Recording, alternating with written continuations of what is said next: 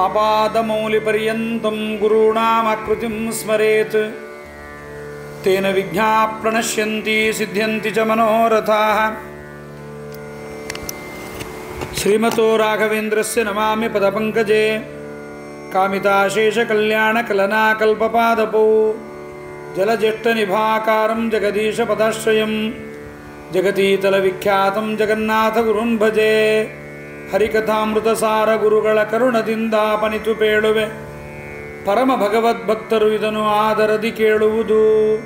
ಶ್ರೀರಮಣಿಕರ ಕಮಲ ಪೂಜಿತ ಚಾರುಚರಣ ಸರೋಜ ಬ್ರಹ್ಮ ಸಮೀರವಾಣಿ ಫಣೀಂದ್ರವೀಂದ್ರ ಭವೇಂದ್ರ ಮುಖವಿನುತ ನೀರಜ ಭವಾಂಡೋದಯ ಸ್ಥಿತಿ ಕಾರಣನೆ ಕೈವಲ್ಯದಾಯಕ ನರಸಿಂಹ ನಮಿಪೆ ಕರುಣಿಪುದೆ ಮಗೆ ಮಂಗಳವಾ.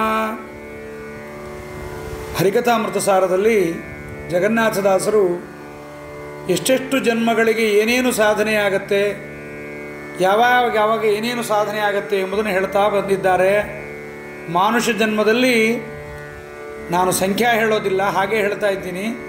ಕೆಲವೊಂದು ಜನ್ಮಗಳಾದಾಗ ಹರಿಸರ್ವೋತ್ತಮತ್ವಜ್ಞಾನ, ವಾಯುಜೀವೋತ್ತಮತ್ವಜ್ಞಾನ, ಶಾಸ್ತ್ರ ಪ್ರಮೇಯಗಳಲ್ಲಿ ಸಂಶಯದ ರಾಹಿತ್ಯ ಇವೆಲ್ಲವೂ ಉಂಟಾಗತ್ತಂತೆ. ನೀವೆಲ್ಲ ಅತ್ಯಂತ ಪುಣ್ಯಾತ್ಮರಿದ್ದೀರಿ, ಒಳ್ಳೆಯ ಮಾನವ ಜನ್ಮದಲ್ಲಿ ಬಂದಿದ್ದೀರಿ. ಶ್ರೀಮದ್ ಆನಂದ ತೀರ್ಥರ ಸಚ್ಚಾಸ್ತ್ರವನ್ನು, ಅದರಲ್ಲೂ ಸಚ್ಚಾಸ್ತ್ರದಲ್ಲಿ ಅನೇಕ ಪ್ರಮೇಯಗಳಲ್ಲಿ ಶ್ರೇಷ್ಠವಾದ ಪ್ರಮೇಯ ತಾರತಮ್ಯ ಜ್ಞಾನದ ಕಡೆಗೆ ಬಂದಿದ್ದೀರಿ. ತಾರತಮ್ಯ ಜ್ಞಾನ ಬಹಳ ಎಲ್ಲರಿಗೂ ಸಿಗೋದಿಲ್ಲ. ಪರಮಾತ್ಮನ ಗುಣಗಳನ್ನು, ಪರಮಾತ್ಮ ಎಷ್ಟು ಜನರಿಂದ ಎಷ್ಟು ದೊಡ್ಡವನು ಎನ್ನುವುದನ್ನು ತಿಳಿಯುವುದೇ ಬಹಳ ದೊಡ್ಡ ಕಷ್ಟವಾದ ವಿಚಾರ. ಆದ್ದರಿಂದ ಇಂಥ ತಾರತಮ್ಯದ ಬಗ್ಗೆ ನೀವೆಲ್ಲ ಬಹಳಷ್ಟು ಇದರ ಪ್ರಾಮುಖ್ಯತೆಯನ್ನು ತಿಳಿದು ಇದರಲ್ಲಿ ಅತ್ಯಂತ ಮನಸ್ಸನ್ನಿಟ್ಟು ಈ ವಿಷಯವನ್ನು ಕೇಳ್ತಾ ಇದ್ದೀರಿ. ಒಂದು ವಿಷಯವನ್ನು ನೀವೆಲ್ಲರೂ ಕೂಡ ಗಮನದಲ್ಲಿಟ್ಟುಕೊಳ್ಳಬೇಕು. ಈ ತಾರತಮ್ಯ ಜ್ಞಾನ ಅಷ್ಟು ಬೇಗ ಮನಸ್ಸಿಗೆ ಆರೂಢವಾಗಲ್ಲ, ಅಂದರೆ ಅರ್ಥವಾಗಲ್ಲ. ಇದನ್ನು ಪ್ರತಿನಿತ್ಯ ನೀವು ಪಾರಾಯಣ ಮಾಡ್ತಾ ಕಕ್ಷಾ ತಾರತಮ್ಯ ಸಂಧಿಯನ್ನು ಪಾರಾಯಣ ಮಾಡಬೇಕು. ಮೊದಲಿಗೆ ಎಲ್ಲ ದೇವತೆಗಳ ಅನುಗ್ರಹ ನಮಗಾಗಿ ಕಕ್ಷಾ ತಾರತಮ್ಯ, ಕೊನೆಯ ತಾರತಮ್ಯ ಸಂಧಿ ಇದೆಯಲ್ಲ, ಹರಿಕಥಾಮೃತಸಾರದಲ್ಲಿ ದೇವತಾ ತಾರತಮ್ಯ ಅಥವಾ ಕಕ್ಷಾ ತಾರತಮ್ಯ ಅಂತಾರೆ. ಅದರ ಪಾರಾಯಣವನ್ನು 3 ಹೊತ್ತು ಮಾಡಿದರೆ, ಆಗದೇ ಇದ್ದರೆ 1 ಹೊತ್ತು, ಆದರೆ 2 ಹೊತ್ತು ಪಾರಾಯಣ ಮಾಡೋದರಿಂದ ಎಲ್ಲ ದೇವತೆಗಳ ಅನುಗ್ರಹ ನಮಗಾಗಿ ನಮ್ಮನ್ನು ಈ ಸನ್ಮಾರ್ಗದಲ್ಲಿ ಪ್ರೇರಣೆ ಮಾಡುತ್ತಾರೆ. ಜ್ಞಾನ ಬರುತ್ತೆ, ಅದು ಅನುಭವಕ್ಕೆ ಬರಲ್ಲ. ಎಷ್ಟೋ ಜ್ಞಾನವನ್ನು ಓದ್ತೇವೆ, ಕೇಳ್ತೇವೆ. ಓದಿದ ಕೇಳಿದ ಜ್ಞಾನಗಳು ಅನುಭವಕ್ಕೆ ಬರಬೇಕು. ಅನುಭವಕ್ಕೆ ಬರಬೇಕು ಅಂದರೆ ಗುರುಪಸತ್ತಿ ಆಗಬೇಕು. ಗುರುಗಳ ಸೇವೆಯನ್ನು ಮಾಡಬೇಕು. ಗುರುಗಳ ಸೇವೆಯನ್ನು ಮಾಡಿ ಗುರುಗಳು ಸುಪ್ರೀತರಾಗಿ ಜ್ಞಾನವನ್ನು ಕೊಟ್ಟರು ಅಂತಂದರೆ ಆ ಜ್ಞಾನ ಆಗ ನಮಗೆ ಕೆಲಸವನ್ನು ಮಾಡುತ್ತೆ. ಇಲ್ಲದಿದ್ದರೆ ಕೇವಲ ಜ್ಞಾನವನ್ನು ಪಡ್ಕೊಳ್ತೇವೆ, ಆ ಜ್ಞಾನ ನಮಗೆ ಕಾರ್ಯಕಾರಿ ಆಗಲ್ಲ. ಭಾಳ ದೊಡ್ಡ ವಿಚಾರ ತಾರತಮ್ಯ ಎಂಬತಕ್ಕಂಥದ್ದು, ಭಾಳಷ್ಟು ದೊಡ್ಡ ವಿಚಾರ. ಒಂದು ಸಾಮಾನ್ಯವಾಗಿ ನಿಮಗೆ ಹೇಳಬೇಕು ಅಂದರೆ ಸಂಸ್ಕೃತದಲ್ಲಿ ಅನೇಕರು ತಾರತಮ್ಯದ ಬಗ್ಗೆ ಅನೇಕ ಸ್ತೋತ್ರಗಳನ್ನು, ಗದ್ಯಗಳನ್ನು, ಅನೇಕ ವಿಚಾರಗಳನ್ನು ಹೇಳಿದ್ದಾರೆ. ಅದು ಒಂದು ಪುಸ್ತಕವೇ ಇನ್ನೇನಿಲ್ಲ ಅಂದರೆ 1000 ಪೇಜುಗಳಷ್ಟಾಗತ್ತೆ. ಸಂಕ್ಷೇಪ, ತುಂಬ ವಿಸ್ತಾರವಾದ ತಾರತಮ್ಯ ಇದೆ, ತುಂಬ ಸಂಕ್ಷೇಪವಾದ ತಾರತಮ್ಯ ಇದೆ. ಈ ತಾರತಮ್ಯವನ್ನು ಬಾರಿಗೆ ನೀವೆಲ್ಲ ಕೇಳಬೇಕು. ಕೇಳಿ ಅದನ್ನು ಮನಸ್ಸಿನಲ್ಲಿ ಆರೂಢ ಮಾಡಿಕೊಳ್ಳಬೇಕು. ಸಂಸಾರದ ತಾಪತ್ರಯ, ಮನೆಗೆಲಸಗಳು, ದೈಹಿಕವಾದ ಅನಾರೋಗ್ಯಗಳು, ಇದರ ಮಧ್ಯದಲ್ಲಿ ಒಂದು ಸ್ವಲ್ಪ ಹೊತ್ತು ಭಗವಂತನ ತಾರತಮ್ಯದ ಬಗ್ಗೆ ನಾವು ಮನಸ್ಸನ್ನು ಕೊಟ್ಟರೆ ಭಗವಂತ ಇಷ್ಟೆಲ್ಲ ದೇವತೆಗಳಿಗಿಂತ ಉತ್ತಮ ಅಂತ ತಿಳ್ಕೊಂಡು ಒಂದು ಅರ್ಧ ಗಂಟೆ ತಾರತಮ್ಯದ ಬಗ್ಗೆ ಹೆಚ್ಚಿನ ಪ್ರಾಶಸ್ತ್ಯವನ್ನು ಕೊಟ್ಟುಕೊಂಡ್ರೆ, ಅದಕ್ಕೆ ನಾನು ಎಲ್ಲರಿಗೂ ಒಂದು ಮನವಿ ಮಾಡ್ಕೊಳ್ತೀನಿ, ವಿನಂತಿ. ತಾರತಮ್ಯವನ್ನು ಒಂದೇ ಪೇಜಲ್ಲಿ ಬರ್ಕೊಳ್ಬಹುದು. ಒಂದೇ ಪೇಜಲ್ಲಿ ಬರ್ಕೊಂಡು ಅದನ್ನು ನಿಮ್ಮ ಒಂದು ಇವತ್ತೇನು ಲ್ಯಾಮಿನೇಷನ್ ಬಂದಿದೆ ಆ ಲ್ಯಾಮಿನೇಷನ್ ಮಾಡಿಕೊಂಡು ಅದನ್ನು ಮನೇಲಿ ಇಟ್ಕೊಳ್ರಿ. ಪ್ರತಿನಿತ್ಯ ಅವರ ಪಾರಾಯಣವನ್ನು ಮಾಡಿರಿ. ಅನೇಕರು ಮಾಡ್ತಾ ಇದ್ದಾರೆ. ನಿನ್ನಿನ ದಿವಸ ಬಹಳ ಸಂತೋಷ ಆಯಿತು ನನಗೆ.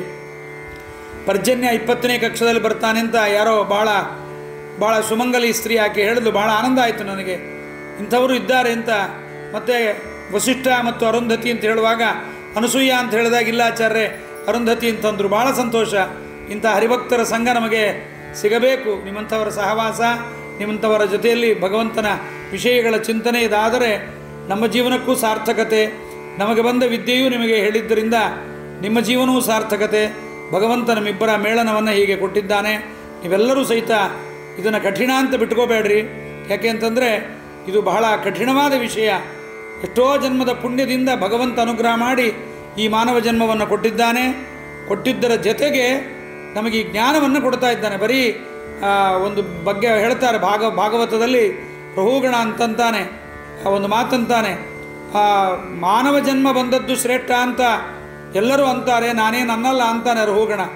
ಮಾನವ ಜನ್ಮ ಬಂದದ್ದೇನು ಶ್ರೇಷ್ಠ ಅಲ್ಲ, ಮಾನವ ಜನ್ಮದಲ್ಲಿ ನಿಮ್ಮಂಥವರ ಸಜ್ಜನರ ಸಂಘ ಆದದ್ದೇ ಅದೇ ಶ್ರೇಷ್ಠ.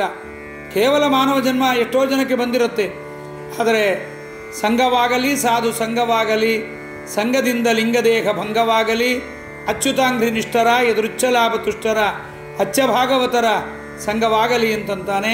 ಆದ್ದರಿಂದ ಅಹೋ ನೃಜನ್ಮ ಅಖಿಲ ಜನ್ಮ ಶೋಭನಂ ಕಿಂ ಜನ್ಮಭಿಸ್ತ್ವಪರೈರಪ್ಯಮುಷ್ಮಿನ್ ನಯದೃಷಿಕೇಶ ಯಶಕೃತಾತ್ಮನಾಂ ಮಹಾತ್ಮನಾಂ ವ ಪ್ರಚುರ ಸಮಾಗಮ ಅಂತ ರಹುಗಣ ಭರತರಾಜರಿಗೆ ಹೇಳುವಾಗ, ಈ ಮಾನವ ಜನ್ಮದಲ್ಲಿ ನಿಮ್ಮಂತಹ ಸಜ್ಜನರ ಸಂಘ ಆಯಿತು ಅಂದರೆ ಆ ಮಾನವ ಜನ್ಮ ಉತ್ತಮವಾದ ಸಾಧನೆಗೆ ಭಗವಂತ ಅನುಗ್ರಹ ಮಾಡಿದ್ದಾನೆ ಅನ್ಕೋಬೇಕು.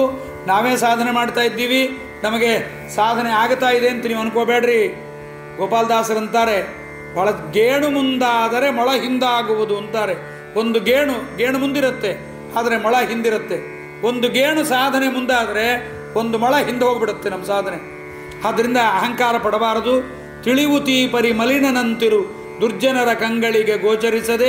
ಇದೆಲ್ಲ ನಿಮಗೆ ಕಿವಿಮಾತು ಜಗನ್ನಾಥದಾಸರು ನಮಗೆಲ್ಲ ಹೇಳಿದ್ದಾರೆ. ದುರ್ಜನರ ಕಂಗಳಿಗೆ ಗೋಚರಿಸದೆ ವಿಪಶ್ಚಿತರೊಡನೆ ಗರ್ವಿಸದೆ. ನಮಗೆ ಜ್ಞಾನ ಬಂತು ಅಂತ ಅಹಂಕಾರಕ್ಕೊಳಗಾಗಬಾರದು.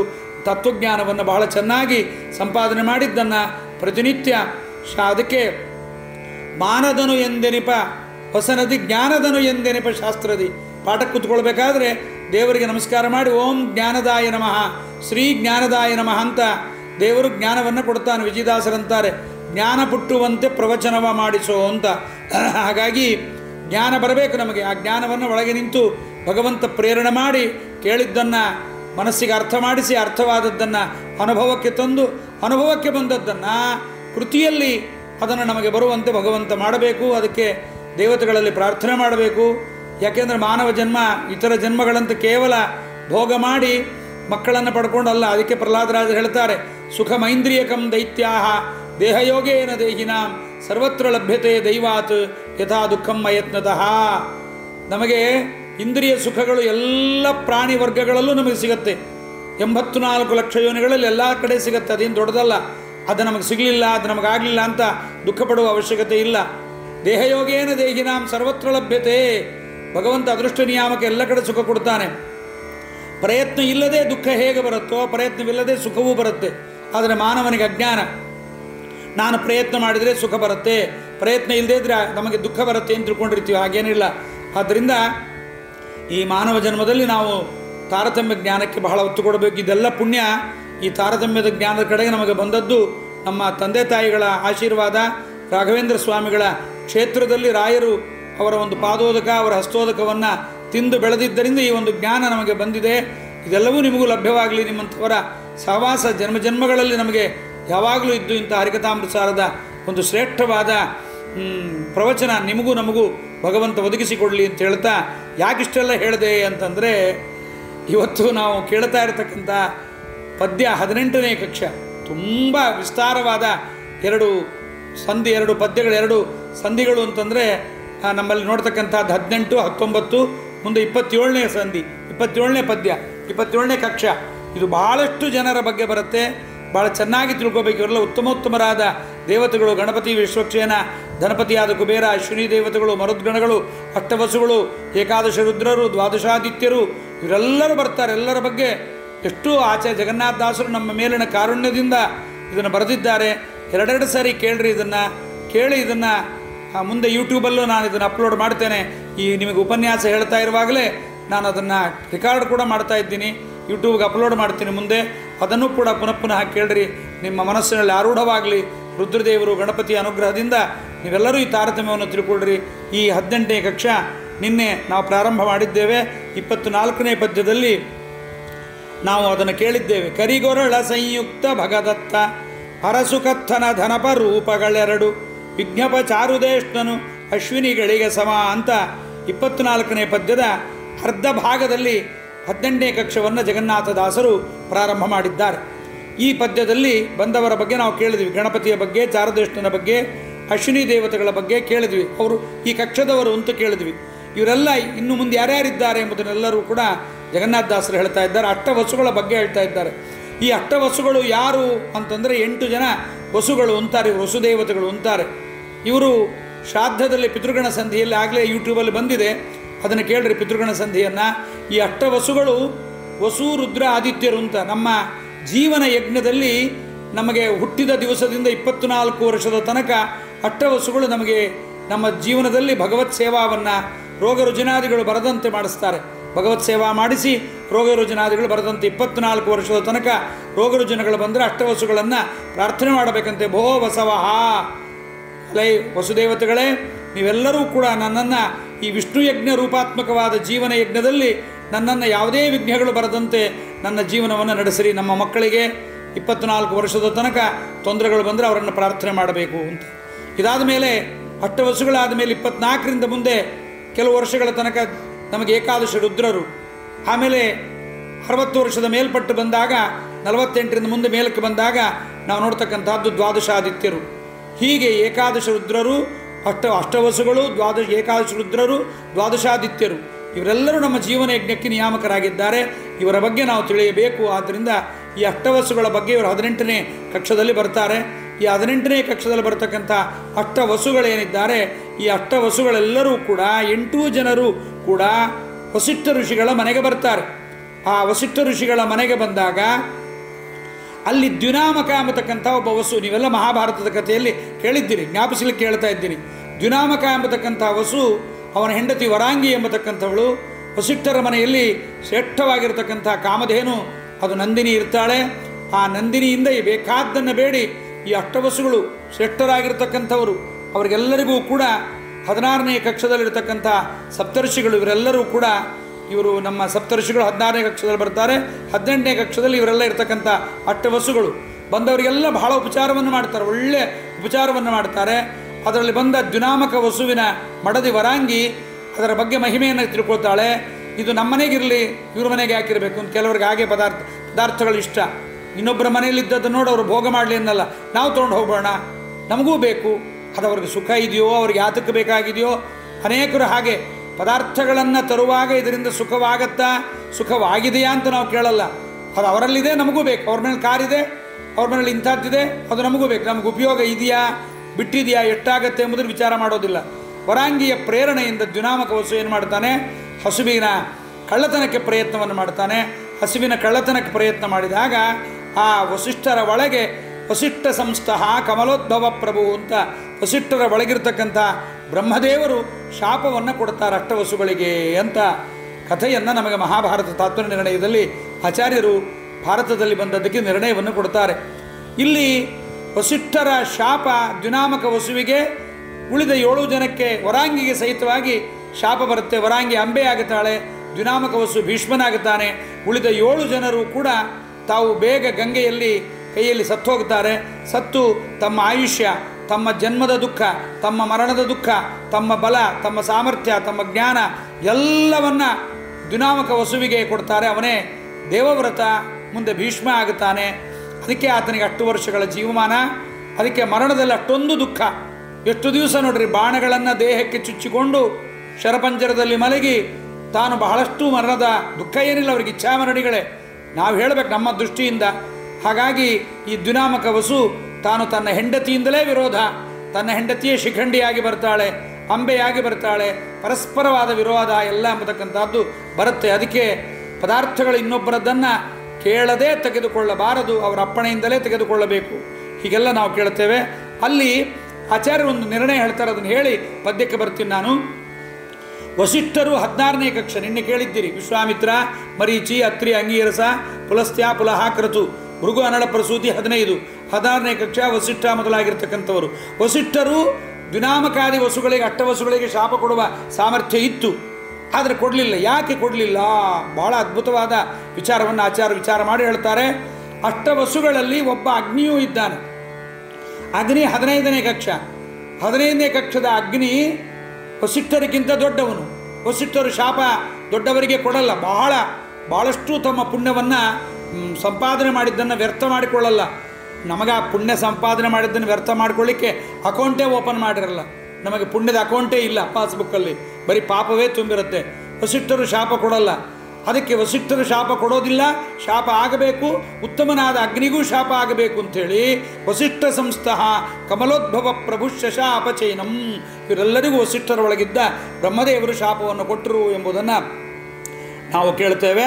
ಇದನ್ನೇ ಜಗನ್ನಾಥದಾಸರು ಇಷ್ಟನ್ನು ಕೂಡ ಇಲ್ಲಿ ಹೇಳ್ತಾ, ಶೇಷ ಶತಸ್ಥರಲ್ಲಿ 85 ಜನರಲ್ಲಿ ಯಾರ್ಯಾರು ಬರ್ತಾರೆ ಎಂಬುದನ್ನೆಲ್ಲವೂ ಕೂಡ ಜಗನ್ನಾಥದಾಸರು ಹೇಳ್ತಾರೆ. ಇವೆಲ್ಲ ತಾರತಮ್ಯ ನಿಮಗೆ ತಿಳಿದಿದ್ದರೆ, ಪ್ರವಚನಗಳನ್ನು ಕೇಳುವಾಗ ಒಳ್ಳೆಯ ಪ್ರವಚನಗಳಿದ್ದಾಗ ತಾರತಮ್ಯ ಕೇಳಿದ್ದರಿಂದ ನಿಮಗೆ ತಿಳಿದಿದ್ದರಿಂದ ಯಾರು ಅದರ ಬಗ್ಗೆ ನಮಗೆ ವಿಶ್ಲೇಷಣೆ ಬಂದರೆ ಸರಿಯಾದ ಜ್ಞಾನ ನಮಗಾಗತ್ತೆ. ಜ್ಞಾನಕ್ಕೋಸ್ಕರವಾಗಿ ತಾರತಮ್ಯವನ್ನು ಪ್ರತಿನಿತ್ಯ ನಾವು ಭಜನೆಯಲ್ಲಿ ಎಲ್ಲೋ ಸ್ವಲ್ಪ ತಾರತಮ್ಯ ಬರುತ್ತಷ್ಟೇ.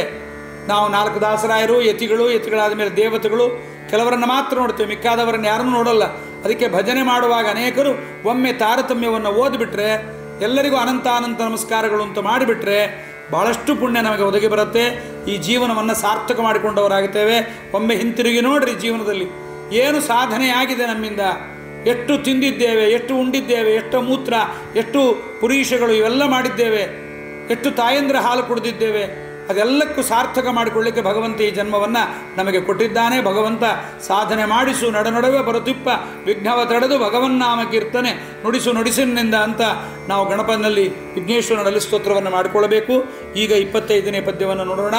ದ್ರೋಣ ಧ್ರುವ ದೋಷ ಅರ್ಕಾಗ್ನಿ ಪ್ರಾಣದ್ಯು ವಿಭಾವಸುಗಳೆಂಟು ಕೃಶಾನುಶ್ರೇಷ್ಠದ್ಯುನಾಮವಸು ಭೀಷ್ಮಾರ್ಯ ಬ್ರಹ್ಮಯುತ ದ್ರೋಣನಾಮಕ ನಂದಗೋಪ ಪ್ರಧಾನಾಗ್ನಿಯ ನುಳಿದು 7 ಸಮಾನರಿಣಿಪರು ತಮ್ಮೊಳಗೆ ಜ್ಞಾನಾದಿ ಗುಣದಿಂದ. ಪದಚ್ಛೇದ.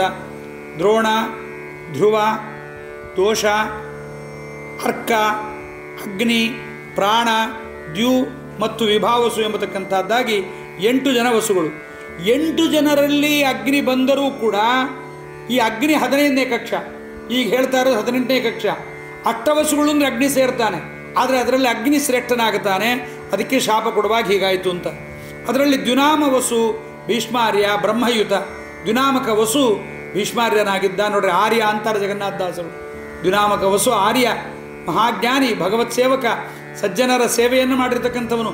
ಭೀಷ್ಮಾಚಾರ್ಯರು ತಾವು ಗಂಗೆಯಿಂದ ಹುಟ್ಟಿ ಎಷ್ಟು ವರ್ಷಗಳ ಅಧ್ಯಯನ ಅಬ್ಬಬ್ಬಬ್ಬಬ್ಬ 325 340 ವರ್ಷಕ್ಕೂ ಹೆಚ್ಚು ಬೃಹಸ್ಪತಿ ಆಚಾರ್ಯರಲ್ಲಿ, ಪರಶುರಾಮ ದೇವರಲ್ಲಿ ಬೃಹಸ್ಪತಿ ಆಚಾರ್ಯರಲ್ಲಿ.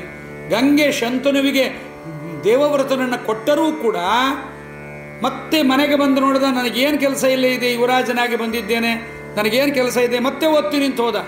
ಹೀಗೆ ಪರಶುರಾಮ ದೇವರಲ್ಲಿ ಓದ್ತಾನೆ, ಪರಶುರಾಮ ದೇವರ ಜೊತೆಗೆ ಯುದ್ಧ ಮಾಡ್ತಾನೆ ಅಂಬೆಗೋಸ್ಕರವಾಗಿ. ಆವಾಗ ಪರಶುರಾಮ ದೇವರು ಪ್ರೀತಿಯಿಂದ ಭೀಷ್ಮನ ಮೇಲೆ ತಾನು ಪ್ರೀತಿಯಿಂದ ಏನು ಮಾಡ್ತಾನೆ, ಯುದ್ಧದಲ್ಲಿ ಸೋತವನಂತೆ ತೋರಿಸಿಕೊಳ್ತಾನೆ. ಅಂಬೆಗೆ ಆಕೆ ಶರಣಾಗತಳಾಗಿ ಬಂದವಳಿಗೆ ನಿನ್ನ ಗಂಡನನ್ನು ಕೊಡಿಸ್ತೀನಿ ಅಂತ ಹೇಳಿರ್ತಾನೆ.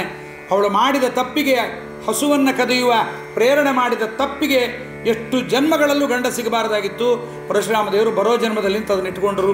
ಈ ಜನ್ಮದಲ್ಲಿ ಕೊಡಲಿಲ್ಲ. ಯಾಕೆಂದರೆ ಅಲ್ಲಿ ಬ್ರಹ್ಮದೇವರ ಶಾಪ. ಈಕೆ ಅಂಬೆ ಎಂಬತಕ್ಕಂಥವಳು ಇದನ್ನೆಲ್ಲ ಮಹಾಭಾರತದ ಉದ್ಯೋಗ ಪರ್ವದ ಅಂಬೋಪಾಖ್ಯಾನ ಪರ್ವದಲ್ಲಿ ಸ್ವಯಂ ಭೀಷ್ಮಾಚಾರ್ಯರೇ ದುರ್ಯೋಧನನಿಗೆ ಹೇಳ್ತಾರೆ, ಎಲ್ಲಿ ತನಕ ಶಿಖಂಡಿ ನನ್ನ ಮುಂದೆ ಬರೋದಿಲ್ಲ, ನಾನು ಅವಳ ಜೊತೆಗೆ ಅಲ್ಲಿ ತನಕ ಯುದ್ಧ ಮಾಡ್ತೀನಿ, ಶಿಖಂಡಿ ಬಂದರೆ ಯುದ್ಧ ನಿಲ್ಲಿಸಿಬಿಡ್ತೀನಿ ಅಂತ ಭೀಷ್ಮಾಚಾರ್ಯ ಹೇಳಿರ್ತಾರೆ. ಹಾಗೆ ದುರ್ಯೋಧನ ಕೇಳ್ತಾನೆ, ಯಾರೀ ಶಿಖಂಡಿ, ಯಾಕೆ ಯುದ್ಧ ಮಾಡಲ್ಲ ಅಂದಾಗ ಅವಳ ಕಥೆಯಲ್ಲೆಲ್ಲ ಹೇಳ್ಕೊಂಡು ಬರ್ತಾರೆ. ಅದಕ್ಕೆ ಅಂಬೆ ತಂದು ಕೊಟ್ಟ ಹಾರ, ರುದ್ರದೇವರು ಕೊಟ್ಟ ಹಾರ ಯಾರು ಹಾಕ್ಕೊಳ್ತಾರೆ ಅವರು ಭೀಷ್ಮನನ್ನು ಕೊಲ್ತಾರೆ ಅಂತಿರುತ್ತೆ. ಅದಕ್ಕೆ ಅದನ್ನು ತಂದು ದ್ರುಪದರಾಜನ ಮನೆಯಲ್ಲಿ ಕೇಳ್ತಾಳೆ, ನೀ ಹಾಕು ಅಂತ. ದ್ರೋಣರ ಭೀಷ್ಮಾಚಾರ್ಯರ ಮೇಲಿನ ಭಯದಿಂದ ನಮ್ಮ ದ್ರುಪದರಾಜ ಹಾಕ್ಕೊಳ್ಳಲ್ಲ. ಆ ದ್ರುಪದರಾಜನ ಮನೆ ಬಾಗಿಲಿಗೆ ಅದನ್ನು ಹಾಕಿ ಹೋಗಿಬಿಡ್ತಾಳೆ. ಹಾಕಿ ಹೋದ ಮೇಲೆ ಅದನ್ನು ದ್ರುಪದರಾಜನ ಒಳಗಡೆ ಹೋಗುತ್ತೆ. ಒಳಗೋದಾಗ ದ್ರುಪದರಾಜನಿಗೆ ಮಗಳಾಗಿ ಶಿಖಂಡಿ ಹುಟ್ಟುತ್ತಾಳೆ. ಶಿಖಂಡಿ ಹುಟ್ಟಿದಾಗ ಒಮ್ಮೆ ಅವಳೇ ಹಾಕ್ಕೊಂಡಿದ್ಲಂತೆ ಕೊರಳಲ್ಲಿ. ಅವಳಿಗೆ ಗೊತ್ತಿಲ್ಲ ನಾನೇ ಅಂಬೆ, ನಾನೇ ಹಾಕ್ಕೊಂಡಿದ್ದೀನಿ ಅಂತ ಅವಳಿಗೆ ಗೊತ್ತಿಲ್ಲ.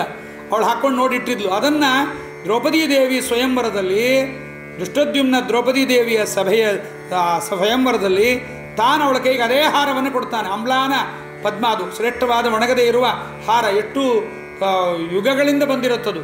ಅದನ್ನು ಆ ದ್ರೌಪದಿ ದೇವಿ ಹಿಡ್ಕೊಂಡು ಮತ್ಸ್ಯಯಂತ್ರವನ್ನು ಛೇದನ ಮಾಡಿದ ಅರ್ಜುನನ ಕೊರಳಿಗೆ ಅದನ್ನು ಅವಳು ಹಾಕ್ತಾಳೆ. ಅರ್ಜುನನ ಕೊರಳಿಗೆ ಹಾಕಿದಾಗ ಅರ್ಜುನನೇ ಅದನ್ನು ಸ್ವೀಕಾರ ಮಾಡ್ತಾನೆ. ಯಾಕೆ? ಅರ್ಜುನನೇ ಮದುವೆಯಾದ ಭೀಮಸೇನ ದೊಡ್ಡವನಿದ್ದ, ಧರ್ಮರಾಜ ದೊಡ್ಡವನಿದ್ದ. ಅಂದರೆ ಭೀಮಸೇನ ದೇವರು ಭೀಷ್ಮನನ್ನು ಕೊಲ್ಲೋದಿಲ್ಲ. ಯಾಕೆಂದರೆ ಅವರು ವೈಷ್ಣವರ ಜೊತೆಗೆ ಯುದ್ಧ ಮಾಡೋದಿಲ್ಲ, ವೈಷ್ಣವರನ್ನು ಕೊಲ್ಲೋದಿಲ್ಲ. ಅದಕ್ಕೆ ದ್ರೋಣಾಚಾರ್ಯನ ಕೊಲ್ಲಿಲ್ಲ. ಒಬ್ಬರೇ ಒಬ್ಬರನ್ನು, ಬಾಲ್ಮೀಕಿ ರಾಜನನ್ನು ಮಾತ್ರ ಭೀಮಸೇನ ದೇವರು ಕೊಂದದ್ದು. ಅದು ಅವರ ಒಂದು ಪ್ರಾರ್ಥನೆಯ ಮರೆಗೆ ಅದನ್ನು ಕೊಲ್ತಾರೆ. ಭೀಷ್ಮಾಚಾರ್ಯ ಜೊತೆಗೆ ಯುದ್ಧ ಮಾಡಲ್ಲ. ಇನ್ನು ಧರ್ಮರಾಜ ಬಹಳ ಬೋಳೆ ಸ್ವಭಾವದವನು. ಅವನು ಭೀಷ್ಮಾಚಾರ್ಯರು ನಮ್ಮ ತಾತ, ಅವ್ರನ್ನ ಕೊಲ್ಲೋದಿಲ್ಲ ಅಂತೆಲ್ಲ ಅವನು. ಅದನ್ನು ಕೊಲ್ಲೋನು ಯಾರಾಗ್ತಾನೆ? ಅರ್ಜುನನೇ ಆಗ್ತಾನೆ. ಅರ್ಜುನನಿಗೆ ಆಗಬೇಕು ಅಂಥೇಳಿ ಅರ್ಜುನನಿಗೆ ಆ ಹಾರವನ್ನು ಹಾಕಿಸ್ತಾರೆ. ಶಿಖಂಡಿ ಪಕ್ಕದಲ್ಲಿ ನಿಂತಾಗ ಅರ್ಜುನ ಒಂದೊಂದು ಬಾಣಗಳನ್ನು ಬಿಡ್ತಾ ಹೋಗುತ್ತಾನೆ. ಆ ಬಾಣಗಳು ಬಿಟ್ಟಾಗ ದ್ರೋಣ ಭೀಷ್ಮಾಚಾರ್ಯ ಮರಣವನ್ನು ಹೊಂದುತ್ತಾರೆ. ಮುಂದೆ ಶ್ರೇಷ್ಠವಾದ ವಿಷ್ಣು ಸಹಸ್ರನಾಮವನ್ನು ಜಗತ್ತಿಗೆ ಕೊಟ್ಟ ಮಹನೀಯ ಚೇತನ ಭೀಷ್ಮಾಚಾರ್ಯರು. ಅಂತಹ ಭೀಷ್ಮಾಷ್ಟಮಿಯನ್ನು ನಾವು ಮಾಘ ಮಾಸದ ಅಷ್ಟಮಿ ದಿವಸ ನಾವು ಅದನ್ನು ನೋಡ್ತಾ ಇರ್ತೀವಿ. ಅದಕ್ಕೆ ಭೀಷ್ಮಾಚಾರ್ಯರಾಗಿ ಆರ್ಯರವರು. ಆರ್ಯರು ಅಂತಂದ್ರೆ ಯಾರು? ಸಜ್ಜನರ ಸೇವೆ ಮಾಡಿದವರಿಗೆ ಆರ್ಯರು ಅಂತಾರೆ. ಅನಾರ್ಯರು ಅಂದರೆ ಸಜ್ಜನರ ಸೇವೆ ಮಾಡದಿದ್ದವರಿಗೆ ಅನಾರ್ಯರು ಅಂತ. ಹೀಗೆ ವಸು ಭೀಷ್ಮ ಆರ್ಯ ಬ್ರಹ್ಮಯುತ. ಇದಾದ ಮೇಲೆ ಈ ಅಷ್ಟವಸುಗಳಲ್ಲಿ ಒಬ್ಬನಾದವನು ದ್ರೋಣನಾಮಕ ನಂದಗೋಪ. ಭಾಗವತದಲ್ಲಿ ಒಂದು ಕಥೆ ಬರುತ್ತೆ. ಪರೀಕ್ಷಿತ್ ರಾಜ ಕೇಳ್ತಾನೆ, ಸ್ವಾಮಿ ಈ ನಂದಗೋಪ, ಈ ಯಶೋಧಾದೇವಿಯರು ಏನು ಪುಣ್ಯ ಮಾಡಿದ್ರು ಸ್ವಾಮಿ? ಕೃಷ್ಣನ ಈ ಲೀಲೆಗಳನ್ನು, ಈ ಅದ್ಭುತವಾದ ಬ್ರಹ್ಮಾಂಡದ ದರ್ಶನ, ಪರಮಾತ್ಮನನ್ನು ಎತ್ತಿ ಆಡೋದು, ಇವೆಲ್ಲ ಯಶೋಧಾದೇವಿ ಎಷ್ಟು ಪುಣ್ಯಗಳನ್ನು ಮಾಡಿದ್ದಾಳೆ. ಎಷ್ಟು ಪುಣ್ಯವನ್ನು ಮಾಡದೇ ಇದ್ದರೆ ಇವರಿಗೆ ಜನ್ಮ ಬರುತ್ತೆ. ಯಾರಿವರು ಅಂತ ಕೇಳಿದಾಗ ಅಲ್ಲಿ ಶುಕಾಚಾರ್ಯ ಹೇಳ್ತಾರೆ, ದ್ರೋಣನಾಮಕನಾಗಿರ್ತಕ್ಕಂಥ ವಸು ತಾನು ತಪಸ್ಸು ಮಾಡಿ ಪರಮಾತ್ಮ ಮಗನಾಗಬೇಕು ಅಂತಿದ್ದ. ಪರಮಾತ್ಮ ಅಂದ, ಒಬ್ಬೊಬ್ಬರು ಹೀಗೆ ಕೇಳ್ತಾ ಹೋದ್ರೆ ನಾನು 8 ಜನರಿಗೆ ಮಗನಾಗಿ ಹುಟ್ಟಲಿ, ಎಲ್ಲೆಲ್ಲಿ ಬರಲಿ, ನಾನು ಲಿಮಿಟ್ ಮಾಡ್ಕೊಂಡಿದ್ದೀನಿ 10 ಅಂತ. ಇದು ಒಬ್ಬೊಬ್ಬರು ಕೇಳಿದ್ರೆ ಏನು ಮಾಡಬೇಕು ಅಂತ ಅದಕ್ಕೇನು ಮಾಡ್ತಾನೆ, ಈ ದ್ರೋಣನಾಮಕ ವಸುವಿನ ಮನೆಯಲ್ಲಿ ತಾನು ಬೆಳೀತಾನೆ, ವಸುದೇವನಿಗೆ ಮಗನಾಗಿ ಹುಡ್ತಾನೆ. ಇಲ್ಲೊಂದು ಸ್ವಾರಸ್ಯ. ಚಕಾರ ಕ್ಷತ್ರಿಯೋಚಿತ ಅಂತಾರೆ ಮಣಿಮಂಜರಿಯಲ್ಲಿ ಮತ್ತು ಮಹಾಭಾರತ ತಾತ್ಪರ್ಯದಲ್ಲಿ ಆಚಾರ್ಯರು. ದ್ರೋಣನಾಮಕ ಈ ನಂದಗೋಪ ಏನಿದ್ದಾನಲ್ಲ, ಅವನಿಗೆ ಹೆಸರು ದ್ರೋಣ ಅಂತ. ಅವನೇ ನಂದಗೋಪನಾಗಿ ಬಂದಿರ್ತಾನೆ. ಅವನೇ ದ್ರೋಣನಾಮಕನೇ ನಂದಗೋಪನಾಗಿ ಬಂದಿರ್ತಾನೆ. ಬಂದ ಸಂದರ್ಭದಲ್ಲಿ ಅವನು ಏನು ಮಾಡ್ತಾನೆ, ಆ ನಂದಗೋಪ ಭಗವಂತನ ಮಹಾಲೀಲೆಗಳಲ್ಲೆಲ್ಲವನ್ನು ಸಹಿತ ತಾನು ನೋಡ್ತಾನೆ. ದ್ರೋಣನಾಮಕ ವಸು ನಂದಗೋಪನಾಗಿ ತಾನು ಬಂದಿರತಕ್ಕಂಥವನಾಗಿದ್ದಾನೆ. ಆತ ಅವನಿಗೆ ಮನೆಯಲ್ಲಿ ಅವನು ಯಾರಪ್ಪ ಅಂದರೆ ಶೂರಸೇನ ಅಂತ ರಾಜ. ಶೂರಸೇನ ರಾಜನಿಗೆ ಶೆಟ್ರು ಮದುವೆ ಮಾಡಿಕೊಂಡಿದ್ರು. ಶೆಟ್ರನ್ನು, ವೈಶ್ಯ ಜಾತಿಯವರನ್ನು ಮತ್ತು ಕ್ಷತ್ರಿಯರನ್ನು ಇಬ್ಬರನ್ನು ಮದುವೆಯಾಗಿದ್ದ. ಕ್ಷತ್ರಿಯರಲ್ಲಿ ಹುಟ್ಟಿದವನೇ ವಸುದೇವ, ವೈಶ್ಯರಲ್ಲಿ ಹುಟ್ಟಿದವನು ನಂದಗೋಪ. ಈ ನಂದಗೋಪನ ಮನೆಯಲ್ಲಿ ಹೋಗಿ ಬೆಳೆದರೆ ನಂದಗೋಪ ಏನಾಗಬೇಕು? ಅವನಿಗೆ ಕೃಷ್ಣನಿಗೆ ಚಿಕ್ಕಪ್ಪ ಆಗಬೇಕು. ಚಿಕ್ಕಪ್ಪನ ಮನೆಯಲ್ಲಿ ಬೆಳೆದರೂ ಕೂಡ ಸಂಸ್ಕಾರ ಸರಿಯಾಗಿ ಆಗಬೇಕು ಅಂತ ಗರ್ಗಾಚಾರ್ಯರನ್ನು ಕಳಿಸಿ ನಮ್ಮ ವಸುದೇವ ಏನು ಮಾಡ್ತಾನೆ, ಏಕಾಂತದಲ್ಲಿ ಅವರಿಗೆ ಕ್ಷತ್ರಿಯೋಚಿತವಾದ ಸಂಸ್ಕಾರವನ್ನು ಮಾಡ್ರಿ. ಯಾಕೆಂದರೆ ಕರ್ಣ ಕ್ಷತ್ರಿಯನೇ, ಸೂರ್ಯನ ಮಗ, ಕುಂತಿದೇವಿಯ ಮಗ. ಆದರೆ ಅವನಿಗೆ ಆದ ಸಂಸ್ಕಾರ ಎಲ್ಲಾಯಿತು, ಸೂತ ಜಾತಿಯಲ್ಲಿ ಆಗೋಯ್ತು. ಅದು ಅವನಿಗೆ ಗೊತ್ತಿಲ್ಲ. ಹಾಗಾಗಿ ಮತ್ತೆ ಹೀಗೆ ನಾವು ನೋಡ್ತಕ್ಕಂಥದ್ದು. ಮತ್ತು ಏಕಲವ್ಯನೂ ಕೂಡ ಹಾಗೆ, ಅವನಿಗೂ ಸಹಿತ ಹಾಗೆ ತಿರಸ್ಕಾರ ಆಗಿದ್ದು ಕೂಡ ಹಾಗೆ ಆಗಿದೆ ಅಂತ ಆಚಾರ ಅಂತಾರೆ. ಏಕಲವ್ಯನೂ ವಸುದೇವನಿಗೆ ಮಗನೇ. ಹೀಗೆ ಇವರೆಲ್ಲರಿಗೂ ಸಹಿತ ಕ್ಷತ್ರಿಯರಲ್ಲದೇ ಇದ್ದದ್ರಿಂದ ದ್ರೋಣಾಚಾರ್ಯ ವಿದ್ಯೆಯನ್ನು ಕೊಡೋದಿಲ್ಲ. ದ್ರೋಣನಾಮಕನ ಮನೆಯಲ್ಲಿ ಬಂದು ನಮ್ಮ ಯಾರು ಗರ್ಗಾಚಾರ್ಯ ಬಂದು ಕ್ಷತ್ರಿಯೋಚಿತವಾದ ಸಂಸ್ಕಾರಗಳನ್ನು ಮಾಡಿದ್ದಾರೆ. ಅದಕ್ಕೆ ಸಂಸ್ಕಾರಗಳು ಅತ್ಯಂತ ಉಚಿತ ಎಂಬುದನ್ನು ನೋಡಬೇಕು. ಇದು ದ್ರೋಣನಾಮಕನ ಬಗ್ಗೆ ನಾವು ತಿಳಿಯಬೇಕು. ಅಥಾಷ್ಟಮಃ ವಸುರಾಸೀದ್ಯುನಾಮ ಮಹಾಸ್ತ್ರವೇತ್ತ ಭವದಂಶಯುಕ್ತ ಅಂತ ಮಹಾಭಾರತ ಪ್ರಣದಲ್ಲಿ ಭೀಷ್ಮಾಚಾರ್ಯರು ಭವದಂಶಯುಕ್ತ ಅಂದರೆ ಬ್ರಹ್ಮದೇವರ ಮುಂದೆ ಮಾತನ್ನು ಹೇಳ್ತಾ ಇದ್ದಾರೆ. ಬ್ರಹ್ಮದೇವರೇ ನಿಮ್ಮ ಅಂಶಯುಕ್ತನಾಗಿ ಭೀಷ್ಮಾಚಾರ್ಯರು ಹುಟ್ಟಿದ್ದಾನೆಂತ. ಭೀಷ್ಮಾಚಾರ್ಯರಲ್ಲಿ ಬ್ರಹ್ಮದೇವರ ಆವೇಶ, ಬ್ರಹ್ಮದೇವರ ಅಂಶ ಎಂಬತಕ್ಕಂಥದ್ದಿತ್ತು ಎಂಬುದನ್ನು ನಾವು ನೋಡಬೇಕು. ಬ್ರಹ್ಮಯುತನಾಗಿದ್ದಾನೆ. ದ್ರೋಣನಾಮಕ ನಂದಗೋಪ, ಅವನ ಮಡದಿಯಾಗಿರ್ತಕ್ಕಂಥವಳು ಧರಾದೇವಿ ಎಂಬತಕ್ಕಂಥವಳು ಯಶೋಧಿಯಾಗಿದ್ದಾಳೆ. ಇವಳು ಭೂದೇವಿ ಅಲ್ಲ, ಮತ್ತೆ ನಮ್ಮ ಪರಮಾತ್ಮನ ಮಡದಿ ಅಲ್ಲ. ಧರ ಅಂತ ಹೆಸರಿದ್ದು ಮಾತ್ರಕ್ಕಲ್ಲ, ಮತ್ತೆ ಕೆಳಗಡೆ ನಾವು ನೋಡ್ತಕ್ಕಂಥ ಧರಾ ಶನೈಶ್ಚರರ ಜೊತೆಗೆ ಬರತಕ್ಕಂಥವಳು ಅಲ್ಲ, ಇವಳು ಧರಾನಾಮಕಳಾಗಿರ್ತಕ್ಕಂಥವಳು ಯಶೋಧಾದೇವಾಗಿದ್ದಾಳೆ. ಇಷ್ಟು ಹೇಳಿ ಆಚಾರ್ಯರು ಪ್ರಧಾನ ಅಗ್ನಿಯನುಳಿದು 7 ಸಮಾನರೆಣಿಪರು ತಮ್ಮೊಳಗೆ ಜ್ಞಾನಾದಿ ಗುಣದಿಂದ. ಈ ಜ್ಞಾನ, ಭಕ್ತಿ, ವೈರಾಗ್ಯ, ವ್ಯಾಪ್ತಿ ಇವೆಲ್ಲದರಿಂದ ಇವರು ಪ್ರಧಾನ ಅಗ್ನಿಯನ್ನುಳಿದು, ಪ್ರಧಾನ ಅಗ್ನಿ 15ನೇ ಕಕ್ಷಕ್ಕೆ ಹೋಗ್ಬಿಡ್ತಾನೆ, ಇವರು 18ನೇ ಕೆಳಗಡೆ ಕಕ್ಷಕ್ಕೆ ಬರ್ತಾರೆ. ಕೆಳಗಡೆ 18ನೇ ತರಗತಿಗೆ ಬಂದಿದ್ದರಿಂದ ಪ್ರಧಾನ ಅಗ್ನಿಗಿಂತ ಇವರೆಲ್ಲ ಜ್ಞಾನಾದಿ ಗುಣದಿಂದ ಉಳಿದ 7 ಜನ ಸಮಾನರಾಗಿರ್ತಾರೆ. ಅಗ್ನಿಯೂ ಹುಟ್ಟಿರ್ತಾನೆ. ಯಾರ ಮನೆಯಲ್ಲಿ? ಗಂಗಾದೇವಿಯಲ್ಲಿ ಅಗ್ನಿ ಹುಟ್ಟುತ್ತಾನೆ. ತುಂಬ ದೊಡ್ಡ ಕಥೆ ಇದೆ, ಅದೆಲ್ಲ ನೀವು ಸ್ಮರಣೆ ಮಾಡಿಕೊಡ್ರಿ. ಈಗ ಯಾಕೆಂದರೆ ನಾವಿನ್ನೂ 18ನೇ ಕಕ್ಷದಲ್ಲಿದ್ದೀವಿ, 32ಕ್ಕೆ ಹೋಗಬೇಕು. ಹೀಗೆ ಅಗ್ನಿಯನ್ನು ಹೊರತುಪಡಿಸಿ ಉಳಿದ ಇವರೆಲ್ಲರೂ ಸಹಿತ ಬರ್ತಾರೆ. ಯದ್ರೋಣನಾಮ ವಸುಸಾಸ ನಂದಾಖ್ಯ ನಂದಗೋಪ ಪುರ ದ್ರೋಣ ಅಂತೆಲ್ಲ ಇದನ್ನು ಎಷ್ಟು ಹೇಳಿದ್ದಾರೆ. ಇಷ್ಟು 25ನೇ ಪದ್ಯ.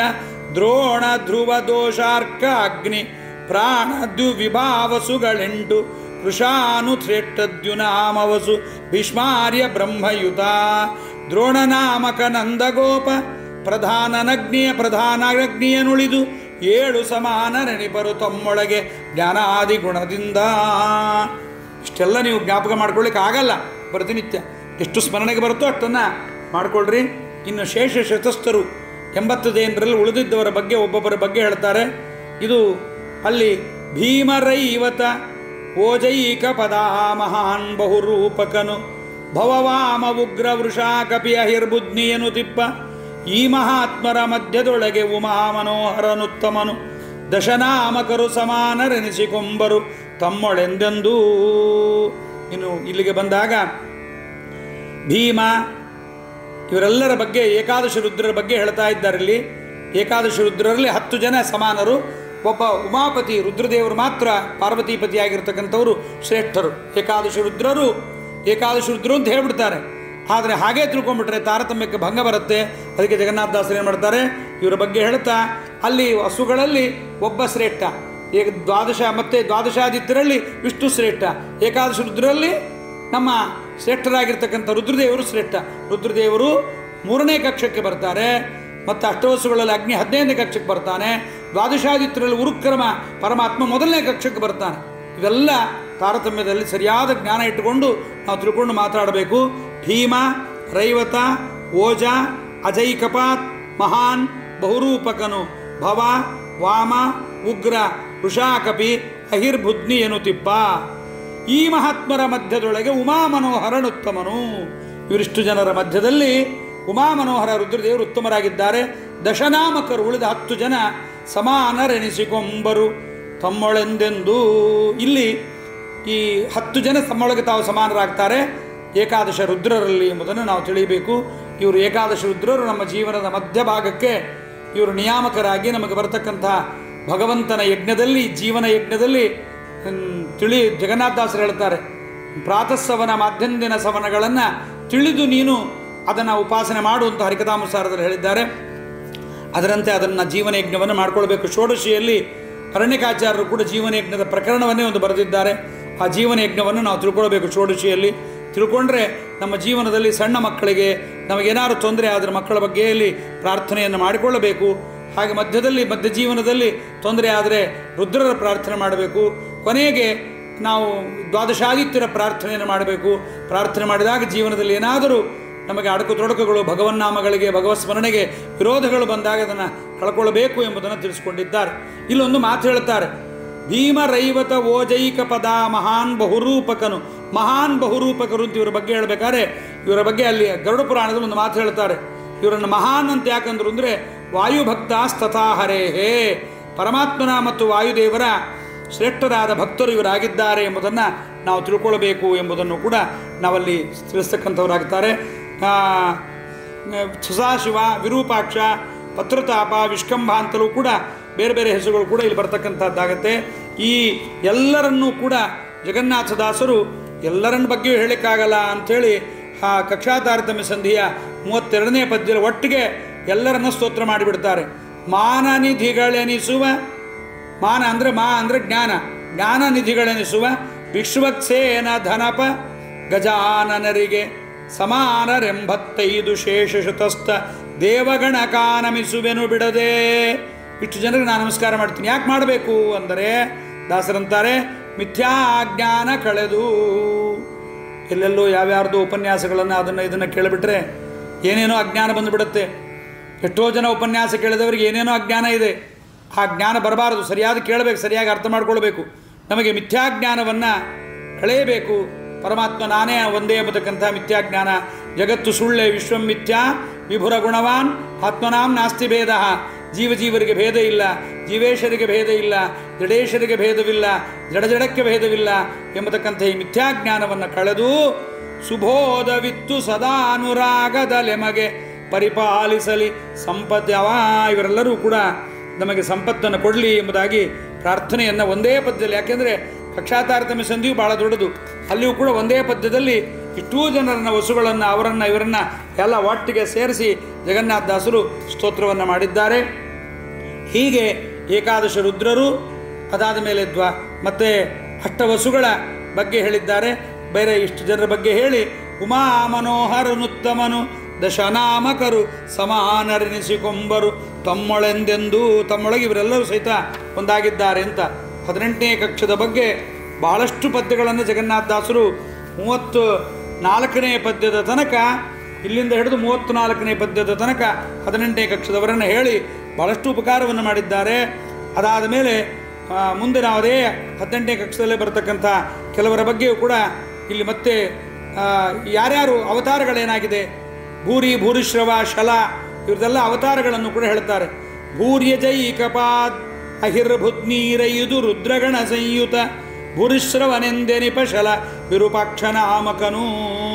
ಸೂರಿಕೃಪ ವಿಷ್ಕಂಭ ಸಹದೇವರಣಾಗ್ರಣಿ ಸೋಮದತ್ತನು ತಾರಚಿಸಿದ ದ್ವಿರೂಪಧರೆಯೊಳು ಪತ್ರತಾಪಕನು.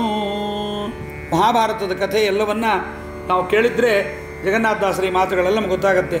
ಭೂರಿ ಮತ್ತು ಶಲ ಮತ್ತು ಅದಾದ ಮೇಲೆ ಸೋಮದತ್ತ, ಸಹದೇವ ಇವರೆಲ್ಲರೂ ಸಹಿತ ಬಂದಿದ್ದ ಅವತಾರಗಳನ್ನು ನಾವು ಕೇಳ್ತೀವಿ. ಅದನ್ನು ಭೂರಿ ಎಂಬತಕ್ಕಂಥವನು ಭೂರಿ, ಭೂರಿಶ್ರವ, ಭೂರಿ ಎಂಬತಕ್ಕಂಥವನು ಅಜೈಕಪಾದ್ ಎಂಬತಕ್ಕಂಥವನ ಅವತಾರ. ಎಲ್ಲಿ ನಾವು ಕೇಳಿದ್ವಲ್ಲ, ರುದ್ರರಲ್ಲಿ ಅಜೈಕಪಾದ್ ಅಂತ, ಭೀಮರೈವತ ಓಜ ಅಜೈಕಪಾದ್ ಅಂತ ಹೇಳಿದ್ರಲ್ಲ, ಅಲ್ಲಿ ಅಜೈಕಪಾದ್ ಎಂಬತಕ್ಕಂಥವನ ಅವತಾರ ಭೂರಿ ಎಂಬತಕ್ಕಂಥ ರಾಜ. ಭೂರಿಶ್ರವನಲ್ಲಿ ಅಹಿರ್ಬುದ್ಧಿ ಎಂಬತಕ್ಕಂಥ ಅವನು 10 ರುದ್ರಗಣದಿಂದ ಯುಕ್ತನಾಗಿದ್ದಾನೆ.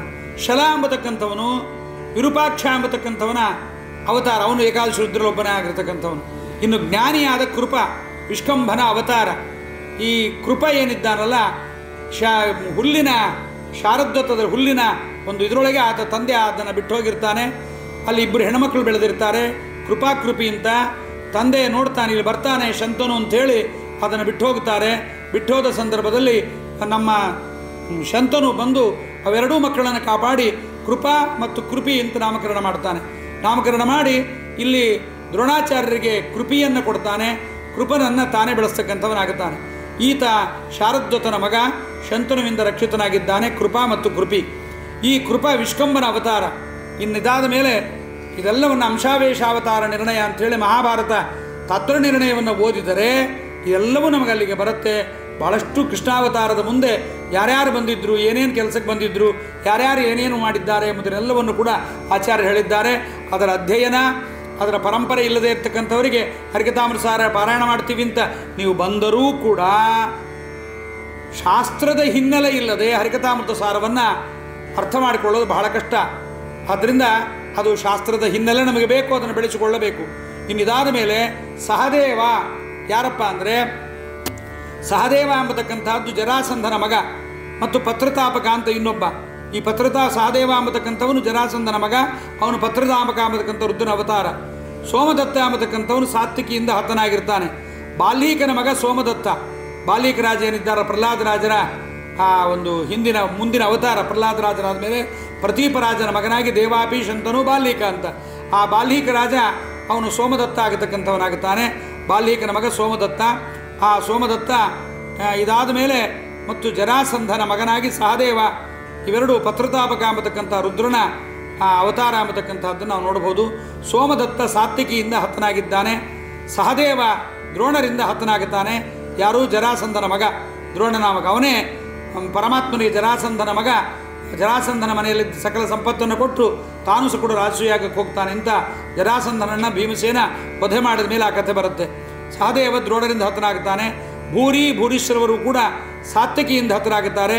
ಶಲ ದ್ರೌಪದಿ ಪುತ್ರರಿಂದ ಹತನಾಗುತ್ತಾನೆ. ಹೀಗೆಲ್ಲ ಇವರೆಲ್ಲ ರುದ್ರದೇವರ ಅವತಾರಿಗಳು ಎಂಬುದನ್ನು ನಿರೂಪಣೆ ಮಾಡಿದ್ದಾರೆ. ಮುಂದೆ 28ನೇ ಪದ್ಯದಲ್ಲಿ ಏನು ಹೇಳ್ತಾರೆ ಎಂಬುದನ್ನು ಮುಂದೆ ನಾವು ಕೇಳ್ತಕ್ಕಂಥವರಾಗೋಣ.